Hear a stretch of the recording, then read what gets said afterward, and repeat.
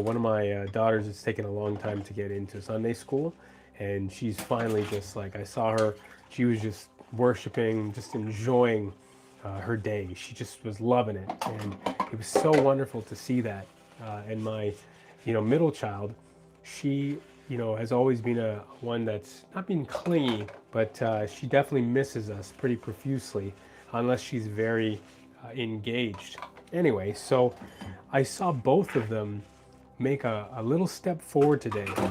And in most of the world's eyes, or in most people's eyes, it didn't look like much. But for me, I knew how big those steps were, especially since my eldest had had a few tries at going to places on her own and getting a little bit of independence and stumbling back due to bullying or problems or even just personality conflicts. So just to see her thriving in that moment was just such a euphoric and lovely moment. And what was interesting is it kind of put me on a bit of a trajectory to think about, myself and how I've matured in my creative world in the spiritual realm. How many times I've free fallen and, thrown out my pickaxe and grabbed onto the side of the wall or the ice or whatever the visual is that you want to kind of put in there. And it take a while for the falling to stop, the free fall. And then inevitably, I take that first step back up the mountain, that first step towards, victory. And I saw that as well, just in the different areas that I was serving in today. I just saw some people who, in the past had, been somewhat, I guess, just maybe despondent or frustrated, with myself. They were just very kind and whether or not it's going to be long lasting, because I don't know these people at all personally. I don't even know their names. But just to see that little step of faith in the right direction, it means a lot. It really does. So, I just want to encourage you to take that step forward. If you feel like you've fallen from grace, or you feel like your self-worth is down, or you've even walked away from a goal or your spiritual life or family, there's always room to get back up and start again. Now, there's also going to be situations and people that you're going to walk alongside who are going to be really, how should I say, I guess they can be chameleon-like. They can change in the moment and cause you to feel really good, 1 week or one time, and then, will make you feel bad for the next 10. And you have to set up those boundaries. If you watch some of the videos in the past, I talk a lot about boundaries and setting up the right modes of self-control. I had searched the Bible for years, trying to figure out, what the word self-control meant, or I guess 2 words hyphenated, because in the fruit of the Spirit you have the words patience and the hyphenated word long-suffering.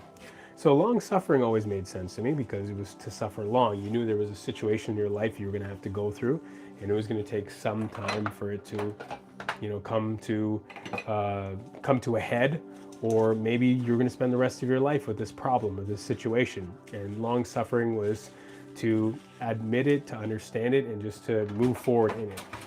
While patience just seems a lot more in the moment. So self-control seemed natural, that maybe it was the middle ground. Maybe it was, how you deal with things, over the course of a day instead of in the moment or in the long term. And I really prayed about it for some time. I had read people's, perspective on it, and just nothing really seemed to fit. So for months and months I prayed about it.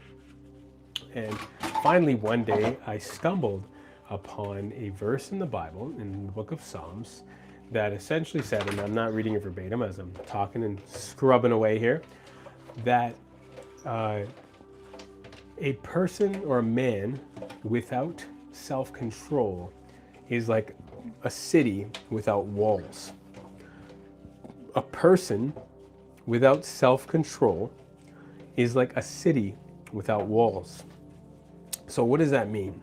I believe it means that a person without self-control doesn't have great boundaries. They haven't set things up with proper boundaries in mind, whether it's people they hang out with or sinful situations that they may get themselves into, or maybe as simple as, I just can't pursue this type of career or this type of placement anymore. Self-control has a lot to do with the preemptive.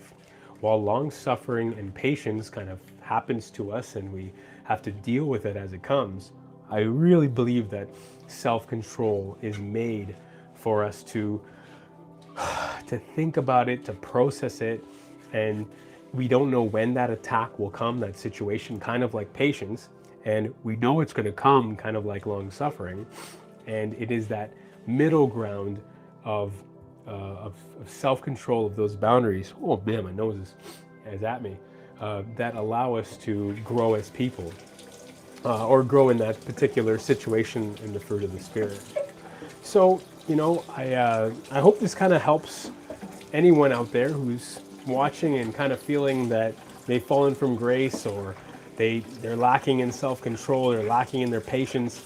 Because a lot of the time, we have to build up certain walls around areas of our lives that really need to be protected. There are certain places and situations that we just don't need to get into. Anyway, thank you so much for spending time with me doing the dishes, and hopefully that helped on some level. If you'd like to watch any more of the Dad Doing Dishes segment, please take a look at this video right about here. And if you'd like to like or subscribe, that would super help. Pop it a like right here. I just want to say thank you so much for watching. Have yourself a wonderful day, evening, morning, or night. God bless you.